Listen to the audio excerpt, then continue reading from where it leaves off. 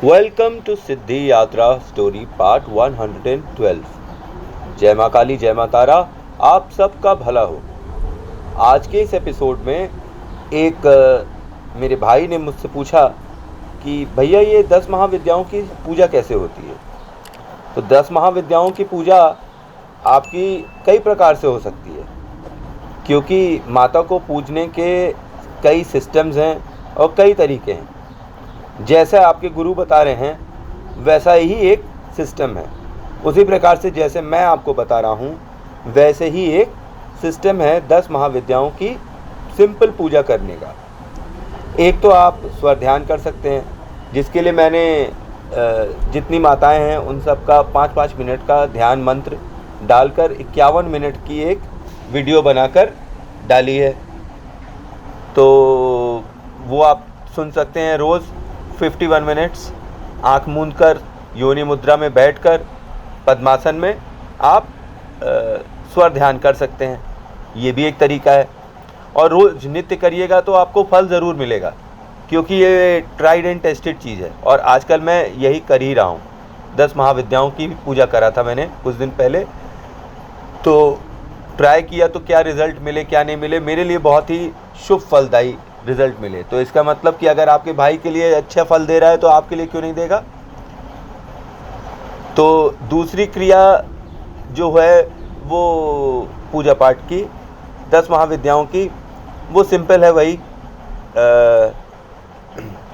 एक माला गुरु की करनी है, एक माला रक्षक की, एक बार हनुमान चालीसा पढ़ना है, और फिर जो सिद्धि हैं, मतलब जो 10 महाविद्याओं की एक महाविद्या, पहली महाविद्या, दूसरी महाविद्या, तीसरी महाविद्या, ऐसे कर कर पहले 9 दिन आपको 3-3 माला सबकी करनी है। फिर उसके बाद 6-6 माला करनी है। फिर उसके बाद 9-9 माला करनी है। इस प्रकार से आपके 30 दिन की ये पूरी पूजा है। और ये सौम्य रूप में पूजा की जा रही है, उग्र रूप में नहीं पूजा करी जा रही है। तो पूर्ण सिद्धि इसकी 9 महीने में होती है। और जब आप पहले महीने आप पूजा कर लेंगे, आपको खुद ही पता चल जाएगा कि माता आपके ऊपर कृपा कर रही है कि नहीं कर रही है। और नहीं कर रही है तो भाई साहब बड़ी गजब की बात है, ऐसा हो नहीं सकता है। और अगर कर रही है तो देखिए किस प्रकार से कर रही है। आप अपना समर्पण और उसके प्रति कर दीजिए। अगर आपको अच्छे रिजल्ट मिले तो आप शक्ति के प्रति अपने आप को और समर्पित कर दीजिए, इससे ज़्यादा कुछ नहीं।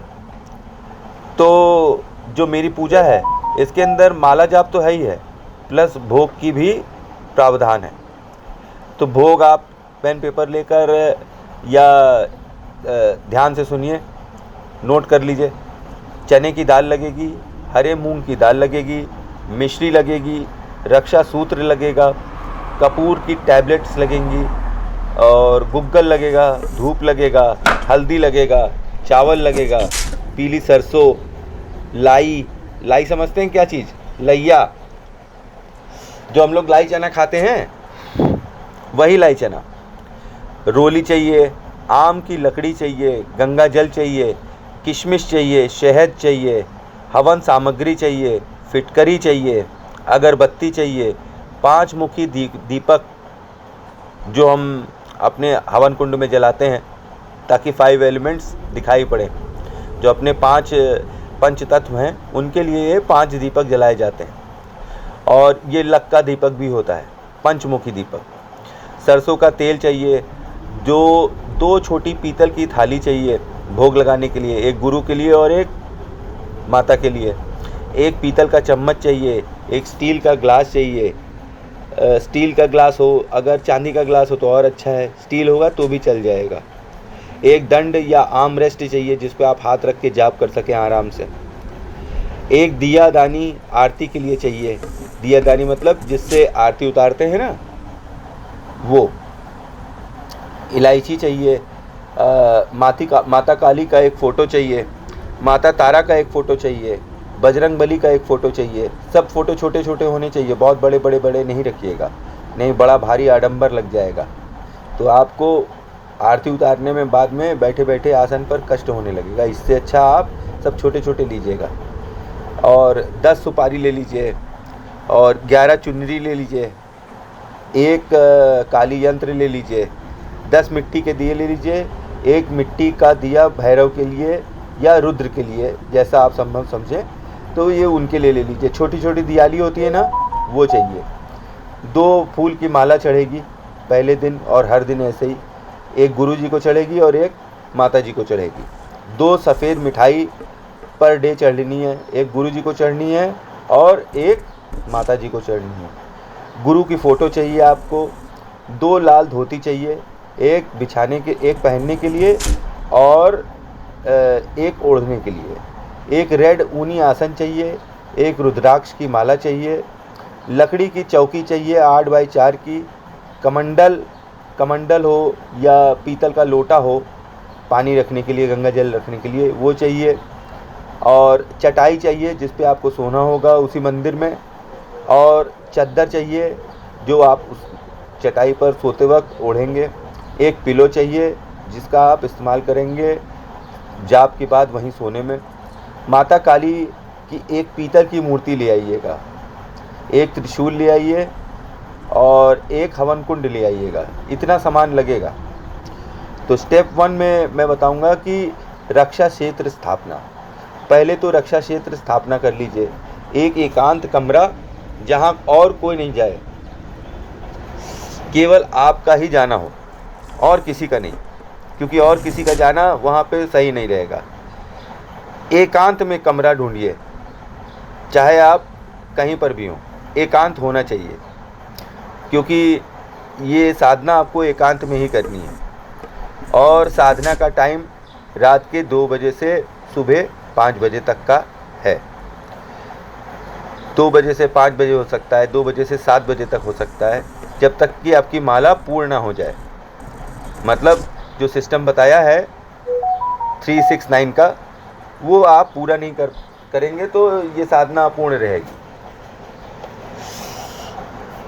सर्वप्रथम गुरु को भोग लगाइए, उन्हें माला चढ़ाइए पुष्प की, हाथ में गंगा जल लेकर संकल्प करें, प्रयोजन बोलें, हवन कुंड में जल चढ़ाएं। मतलब जो जल आपको गिराना है अपने उंगली से, अपने क्या कहते हैं, हाथ से, वो हवन कुंड के अंदर डालना है। रक्षक को स्मरण करें, उनका मंत्र बोलें, हाथ में गंगा जल लेकर संकल्प करें, प्रयोजन बोलें और हवन कुंड में जल चढ़ाइए। भैरव को हाथ में गंगा जल लेकर संकल्प करें, प्रयोजन बोलें और जल हवन कुंड में चढ़ाएं। सिद्धि को याद करें, हाथ में गंगा जल लेकर संकल्प करें, प्रयोजन बोलें और हवन कुंड में जल चढ़ाएं। ठीक है, तो कैसे करना है ये भी मैं बता दूं आपको। अगर जो लोग नए हैं और जिनको पता नहीं है कि कैसे क्या, तो जैसे कि गुरु को जब भोग लगाइएगा तो गुरु मंत्र बोलिएगा। अब मान लीजिए आपकी गुरु ही माता काली हैं और रक्षक भी माता काली हैं और सिद्धि भी माता काली हैं, तो आप सबके नाम पर एक एक माला करेंगे। और मंत्र क्या है? वही अपना प्यारा सिंपल सा मंत्र, माता का मंत्र, ओम क्रीम कालिकाय नमः। लेकिन जब कोई चीज़ भी आप हवन कुंड में डालेंगे तो आप बोलेंगे ओम क्रीम कालिकाय नमः स्वाहा। ठीक है, क्योंकि वो अग्नि देवता को चढ़ा रहे हैं और वो माता के पास तक ले जा रहे हैं। तो जब भी हवन कुंड में कोई भी चीज़ डालेंगे तो उसके बाद बोलेंगे स्वाहा। स्वाहा मतलब कि let the fire take your offerings to goddess Kali. Okay, तो उसी प्रकार से रक्षक को याद करेंगे, ओम नमो रक्षक को आदेश। ठीक है, तो आपकी माता रक्षक तारा है तो आप तारा को याद करिए। तारा माता का मंत्र बहुत सिंपल है, ओम तारा तोरी स्वाहा। इसको आप सिद्ध कर लेंगे तभी आपकी रक्षक माता तारा बनेंगी। ठीक है, अब भैरव का मंत्र हो या फिर रुद्र का मंत्र हो, मैंने इसमें अपने पूजा में हनुमान चालीसा को रुद्र बनाकर स्थापित किया हुआ है, तो मैं रुद्र का दिया जलाता हूँ, तो हनुमान चालीसा ही मेरे रुद्र हैं। अब जो सिद्धि, जिस चीज़ की आप सिद्धि कर रहे हैं उसका मंत्र पढ़िए एक बार और उसके बाद गंगा जल हवन कुंड में डालिए। ठीक है, तो एक एक मंत्र जो सिद्धि का है, भैरव का है या रुद्र का है, रक्षक का है, गुरु का है, एक एक बार संकल्प लेके 3-3 बार बोलकर 3 बार ओम क्रीम कालिकाय नमः, ओम क्रीम कालिकाय नमः, ओम क्रीम कालिकाय नमः।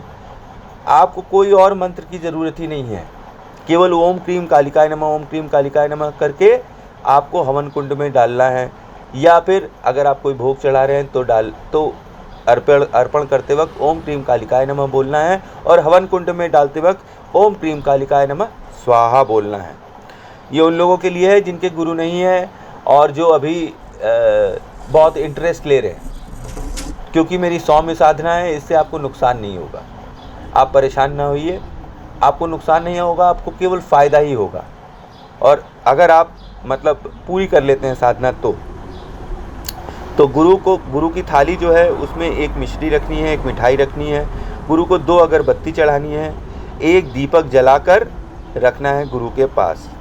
गुरु माला पर 108 बार जाप करना है गुरु मंत्र का, और गुरु का आवाहन करना है।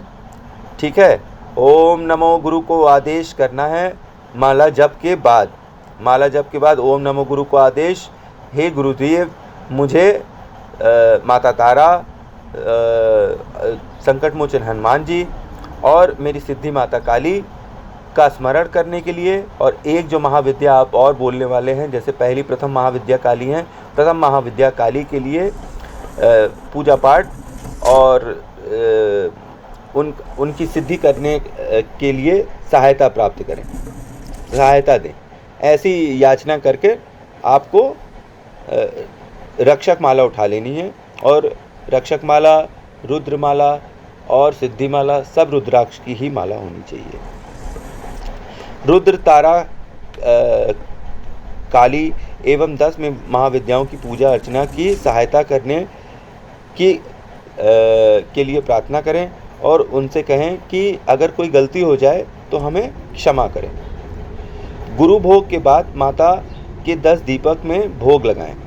थोड़ा थोड़ा कपूर रखिए। माता की थाली में 2 दीपक, जिसमें 2 लौंग, सरसों का तेल, रक्षा सूत्र की 1 बत्ती ये बना के रखनी है, जो पीतल का 1 दीपक होगा।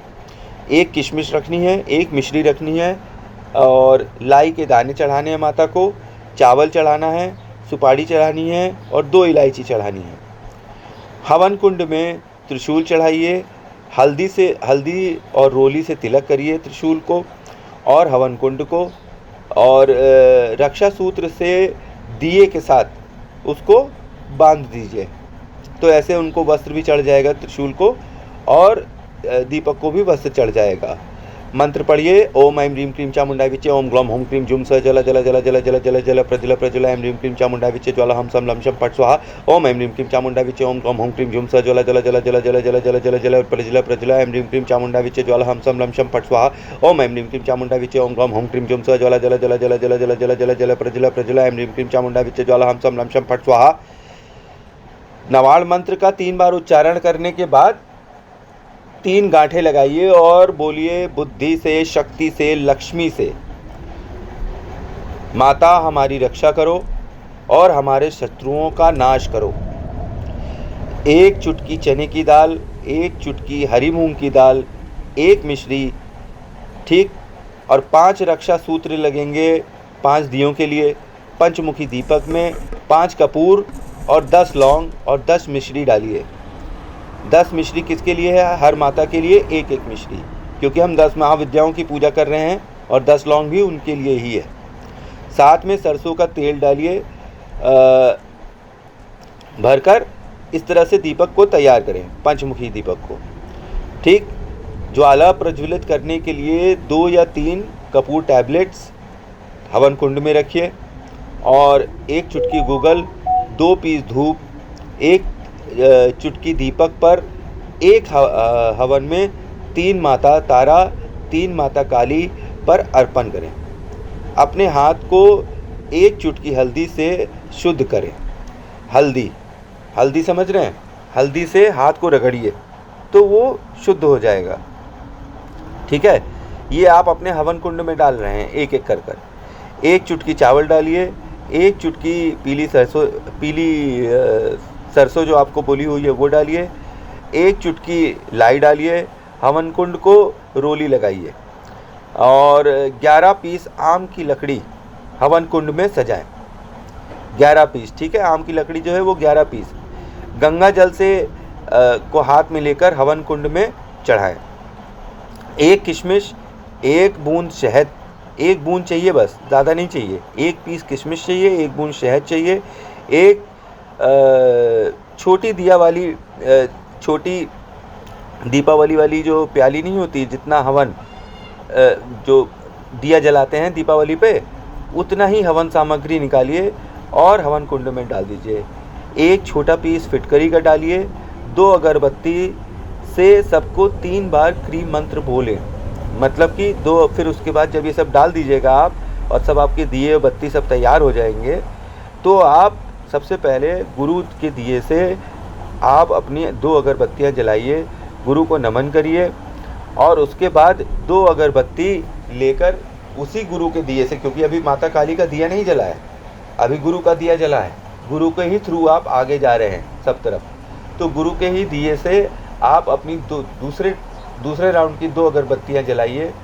और जितनी भी फ़ोटोग्राफ्स हैं आपके पास, जो मैंने बोला है कि 10 महाविद्याओं की 10 फ़ोटोग्राफ्स भी आप निकलवा लें तो बहुत अच्छा है। सब तरफ जिसको आपने स्थापना करी है, जिस चीज़ को, उसके ऊपर ओम क्रीम कालिकाय नमः, ओम क्रीम कालिकाय नमः, ओम क्रीम कालिकाय नमः करिए। 3 बार आरती उतार दीजिए 2 अगरबत्तियों से। बाद में अपने ऊपर से एंटी क्लॉकवाइज घुमाकर 7 बार ओम क्रीम कालिकाय नमः, ओम क्रीम कालिकाय नमः, ओम क्रीम कालिकाय नमः, ओम क्रीम कालिकाय नमः करिए और बोलिए जय माता शीतला की, जय महाकाली माता की। ये इसलिए ताकि आपके ऊपर से नज़र दोष हट जाए, अगर हो तो। गुरु के दीपक से ही अग्नि लीजिएगा शुरुआत, ठीक है। अग्नि एक के बाद दूसरा, दूसरे के बाद तीसरा, ताकि सबकी सब जितनी भी साधना है आपकी और जितने भी मंत्र हैं एक दूसरे से जुड़े रहें, कोई ढीला ना हो जाए। गुरु के दीपक से आपने अग्नि ली है, अब उसके बाद आप आरती का दीपक, माता की आरती का दीपक जलाइए। ओम क्रीम कालिकाय नमः, ओम क्रीम कालिकाय नमः करते हुए, जाप करते हुए निरंतर ओम क्रीम कालिकाय नमः का जाप करते रहिए। फिर आरती का दीपक आप जब जला लेंगे तो सबसे पहले सर्वप्रथम माता पार्वती को याद करिए। ओम नमो पार्वते नमः, ओम नमो पार्वते नमः, ओम नमो पार्वते नमः 3 बार याद करिए। उसके बाद जितनी भी चीज़ों को आपने स्थापित किया हुआ है उन सबको आप 3 बार ओम क्रीम कालिकाय नमः कह के आरती उतारेंगे, ठीक है।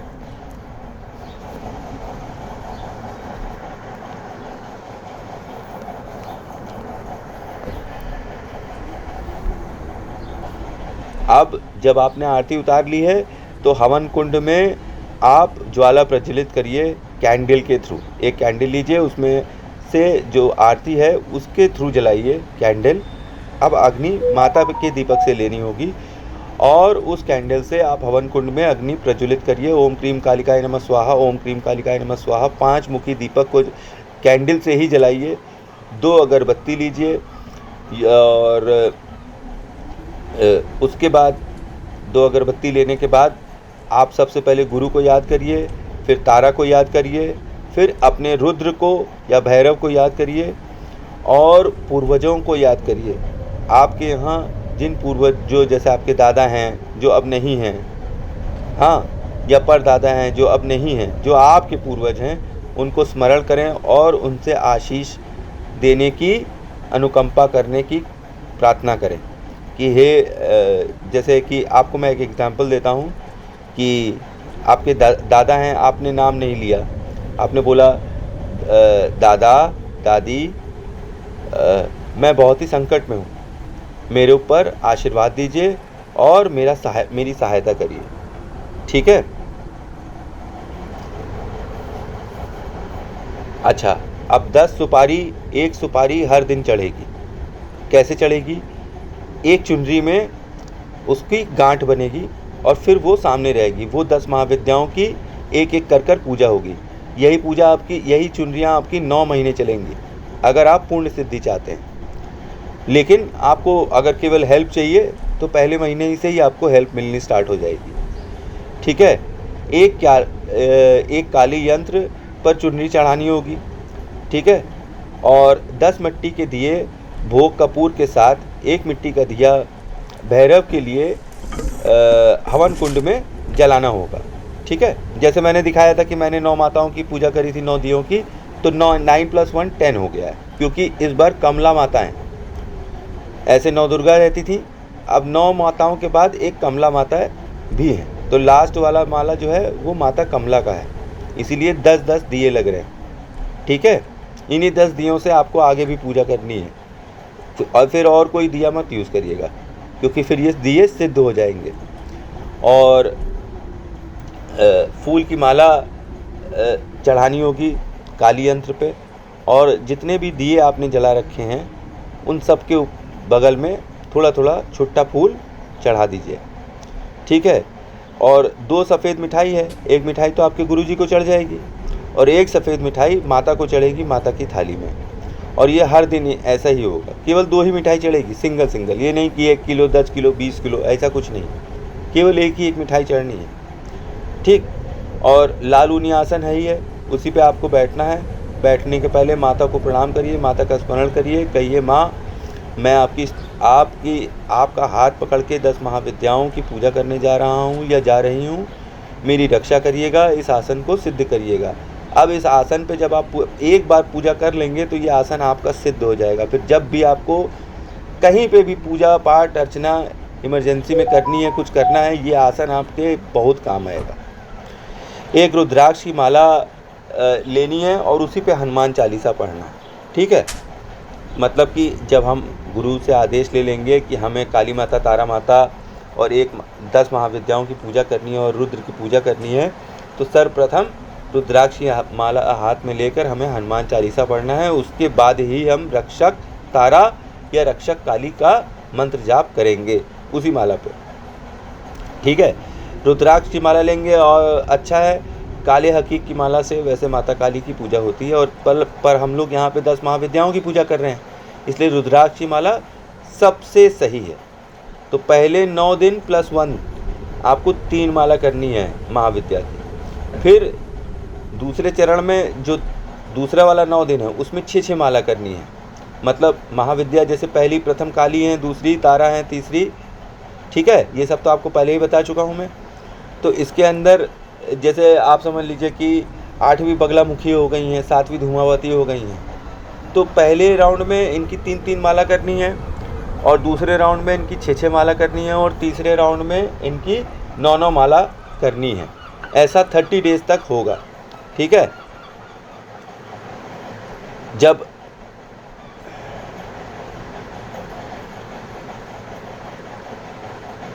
जब आप तो एक बार समराइज़ कर देते हैं फिर से कि कैसे करना है। जब हम पूजा स्टार्ट करेंगे सबसे पहले तो गुरु का स्मरण करेंगे, गुरु मंत्र बोलेंगे, गुरु के लिए एक दीपक जला देंगे। दीपक जलाने के बाद